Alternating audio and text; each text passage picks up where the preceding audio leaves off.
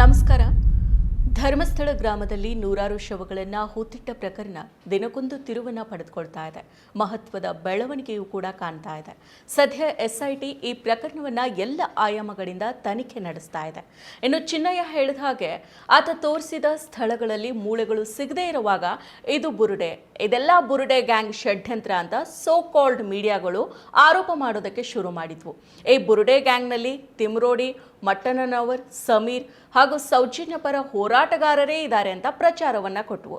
ಆದರೆ ವಿಠಲ್ ಗೌಡ ಅವರು ಹೇಳಿದ ಹಾಗೆ ಬಂಗ್ಲೆಗುಡ್ಡದಲ್ಲಿ ಮೂಳೆಗಳು ಸಿಕ್ಕಾಗ ಹಲವು ಅಸ್ಥಿಪಂಜರಗಳು ಸಿಕ್ಕ ಬಗ್ಗೆ ಮಾತಾಡಲೇ ಇಲ್ಲ, ಪ್ರಚಾರನೂ ಕೊಡಲಿಲ್ಲ.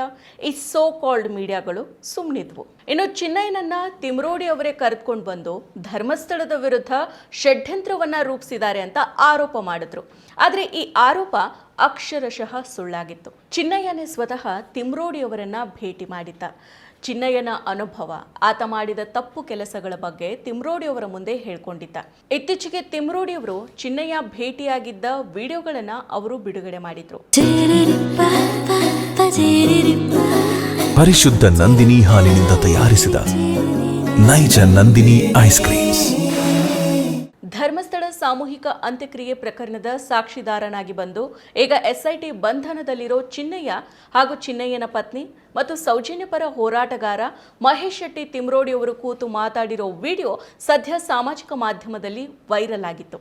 ನ್ಯಾಯ ಕೇಳೋರನ್ನೇ ದೂಷಿಸುತ್ತಾ ಈ ಸೋ ಕಾಲ್ಡ್ ಮೀಡಿಯಾಗಳು ಕೂತಿದ್ವು. ಈ ಘಟನೆಯ ಬೆನ್ನಲ್ಲೇ ಇದೀಗ ತಿಮ್ರೋಡಿ ಅವರನ್ನ ದಕ್ಷಿಣ ಕನ್ನಡ ಜಿಲ್ಲೆಯಿಂದ ಗಡೀಪಾರು ಮಾಡಿ ಆದೇಶಿಸಲಾಗಿದೆ. ಹೌದು, ಸೌಜನ್ಯ ಪರ ಹೋರಾಟಗಾರರಲ್ಲಿ ಪ್ರಮುಖರಾಗಿ ಗುರುತಿಸಿಕೊಂಡಿರೋ ಬೆಳ್ತಂಗಡಿಯ ಮಹೇಶ್ ಶೆಟ್ಟಿ ತಿಮ್ರೋಡಿ ಅವರನ್ನ ದಕ್ಷಿಣ ಕನ್ನಡ ಜಿಲ್ಲೆಯಿಂದ ಗಡೀಪಾರು ಮಾಡಿ ಆದೇಶವನ್ನ ಹೊರಡಿಸಿದ್ದಾರೆ ಅಂತ ಮಾಧ್ಯಮಗಳು ವರದಿಯನ್ನ ಮಾಡಿದಾವೆ. ಬೆಳ್ತಂಗಡಿ ಪೊಲೀಸರ ವರದಿಯನ್ನ ಆಧರಿಸಿ ಪುತ್ತೂರು ಸಹಾಯಕ ಆಯುಕ್ತ ಸ್ಟೆಲ್ಲಾ ವರ್ಗೀಸ್ ಅವರು ಈ ಆದೇಶವನ್ನ ಹೊರಡಿಸಿದ್ದಾರೆ. ಅವರನ್ನ ದಕ್ಷಿಣ ಕನ್ನಡ ಜಿಲ್ಲೆಯಿಂದ ರಾಯಚೂರು ಜಿಲ್ಲೆಯ ಮಾನ್ವಿ ತಾಲೂಕಿಗೆ ಸ್ಥಳಾಂತರಿಸಲಾಗಿದೆ. ಈ ಆದೇಶವನ್ನ ಉಲ್ಲಂಘನೆ ಮಾಡಿದ್ರೆ ಕಾನೂನು ಕ್ರಮವನ್ನ ಕೈಗೊಳ್ಳಲಾಗುವುದು ಅಂತ ಎಚ್ಚರಿಕೆಯನ್ನ ನೀಡಲಾಗಿದೆ.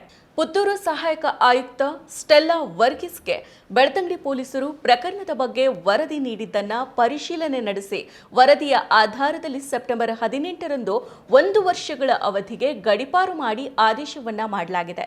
ಗಡೀಪಾರು ಮಾಡಿದ ಆದೇಶದ ಪ್ರತಿ ಬಂಟ್ವಾಳ ಉಪವಿಭಾಗ ಡಿವೈಎಸ್ಪಿಗೆ ತಲುಪಿದ ಬಳಿಕ ಗಡೀಪಾರು ಮಾಡುವ ಕಾನೂನು ಕ್ರಮ ಕೈಗೊಳ್ಳಲಿದ್ದಾರೆ ಅಂತ ತಿಳಿದು ಬಂದಿದೆ.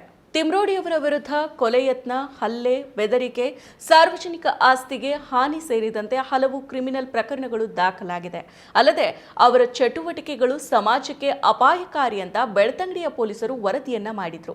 ಇದೇ ವರದಿಯನ್ನ ಆಧರಿಸಿ ಜಿಲ್ಲಾಡಳಿತ ಕರ್ನಾಟಕ ರಾಜ್ಯ ಪೊಲೀಸ್ ಕಾಯ್ದೆಯ ಸೆಕ್ಷನ್ 55ರ ಅಡಿಯಲ್ಲಿ ಗಡೀಪಾರು ಆದೇಶವನ್ನ ಹೊರಡಿಸಿದೆ.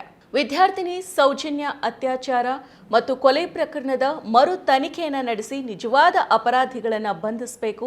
ಸೌಜನ್ಯಳನ್ನ ಕೊಂದ ಅಪರಾಧಿಗಳಿಗೆ ಶಿಕ್ಷೆ ಆಗಲೇಬೇಕು.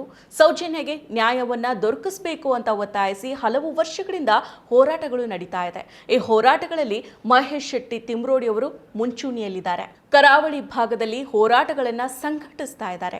ಇದೀಗ ಧರ್ಮಸ್ಥಳದಲ್ಲಿನ ಸರಣಿ ಕೊಲೆ ಮತ್ತು ರಹಸ್ಯ ಅಂತ್ಯಕ್ರಿಯೆ ಆರೋಪ ಪ್ರಕರಣದಲ್ಲಿ ಪ್ರಮುಖ ಸಾಕ್ಷಿ ದೂರುದಾರನಾಗಿರೋ ಚಿನ್ನಯ್ಯ ದೂರನ್ನ ದಾಖಲಿಸೋದಕ್ಕೆ ನೆರವಾಗಿದ್ರು.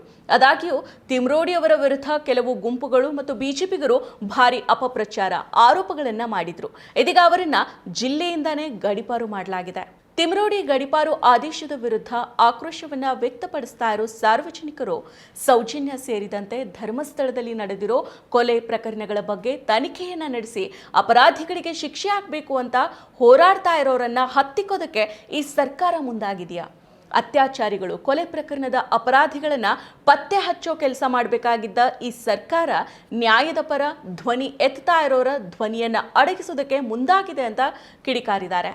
ಸೊ ನೋಡಿದ್ರಲ್ಲ, ಸೌಜನ್ಯ ಸಾಮೂಹಿಕ ಅತ್ಯಾಚಾರ ಮತ್ತು ಕೊಲೆ ನಡೆದು ಬರೋಬ್ಬರಿ 13 ವರ್ಷಗಳು ಕಳೆದಿದೆ. ಆದರೂ ಇನ್ನೂ ಕೂಡ ಆ ಹೆಣ್ಣು ಮಗಳ ಸಾವಿಗೆ ನ್ಯಾಯ ಸಿಕ್ಕಿಲ್ಲ. ಆ ಹೆಣ್ಣು ಮಗಳಿಗೆ ನ್ಯಾಯ ಸಿಗಲೇಬೇಕು ಅಂತ ಕಳೆದ 13 ವರ್ಷಗಳಿಂದ ತಿಮ್ರೋಡಿಯವರು ಹೋರಾಟವನ್ನ ಮಾಡ್ತಾ ಇದ್ದಾರೆ. ಅಷ್ಟೇ ಅಲ್ಲ, ಧರ್ಮಸ್ಥಳದಲ್ಲಿ ಅಕ್ರಮವಾಗಿ ನೂರಾರು ಹೆಣಗಳನ್ನು ಹೂತಾಕಿದ್ದೀನಿ ಅಂತ ಚಿನ್ನಯ್ಯ ಹೇಳಿದ ಬಳಿಕ ಇದು ದೊಡ್ಡ ಸುದ್ದಿಯಾಗಿತ್ತು. ಆದರೆ ಆತ ಸರಿಯಾದ ಸ್ಥಳಗಳನ್ನು ತೋರಿಸಲಿಲ್ಲ. ಆದರೆ ವಿಠಲ್ ಗೌಡ ಅವರು ಹೇಳಿದ ಹಾಗೆ ಬಂಗ್ಲೆಗುಡ್ಡದಲ್ಲಿ 10 ಮೂಳೆಗಳು ಅಸ್ಥಿಪಂಜರಗಳು ಸಿಕ್ಕಿದಾವೆ. ಆದ್ರೆ ವಿಷಯ ಏನಂದ್ರೆ ಇಷ್ಟೆಲ್ಲಾ ಕೊಲೆಗಳಿಗೆ ಕಾರಣರಾದವರು ಯಾರು, ಅಪರಾಧಿಗಳು ಯಾರು, ಹೋಗ್ಲಿ ಆರೋಪಿ ಯಾರು ಅನ್ನೋ ಬಗ್ಗೆ ಇನ್ನೂ ಕೂಡ ಗೊತ್ತಾಗಿಲ್ಲ. ಆರೋಪಿಗಳಿಗೆ ಶಿಕ್ಷೆ ಆಗಿಲ್ಲ. ಬದಲಾಗಿ ಹೋರಾಟಗಾರರ ದನಿಯನ್ನ ಹತ್ತಿಕ್ಕೋ ಕೆಲಸ ಎಗ್ಗಿಲ್ಲದೇನೆ ನಡೀತಾ ಇದೆ. ಇಷ್ಟೆಲ್ಲ ಹತ್ಯೆಗಳಿಗೆ ಕಾರಣ ಯಾರು, ಧರ್ಮಸ್ಥಳದಲ್ಲಿ ನಡೆದಿರೋ ಈ ಹತ್ಯೆಗಳ ಹಿಂದೆ ಯಾರಿದ್ದಾರೆ ಅನ್ನೋ ಬಗ್ಗೆ ತಿಮ್ರೋಡಿ ಅವರು ಪ್ರಶ್ನೆ ಎತ್ತಿರೋದು ತಪ್ಪ? ಅಪರಾಧಿಗಳಿಗೆ ಶಿಕ್ಷೆ ಆಗ್ಬೇಕಾ ಅಥವಾ ಹೋರಾಟಗಾರರಿಗೆ ಶಿಕ್ಷೆ ಆಗ್ಬೇಕಾ? ಇಷ್ಟೆಲ್ಲ ಅತ್ಯಾಚಾರ ಕೊಲೆಗಳು ನಡೆದ್ರು ಈ ಬಗ್ಗೆ ಸರಿಯಾದ ತನಿಖೆ ನಡೆದು ಇಲ್ಲಿವರೆಗೂ ಕೂಡ ಆರೋಪಿ ಸಹಿತ ಪತ್ತೆ ಆಗಿಲ್ಲ.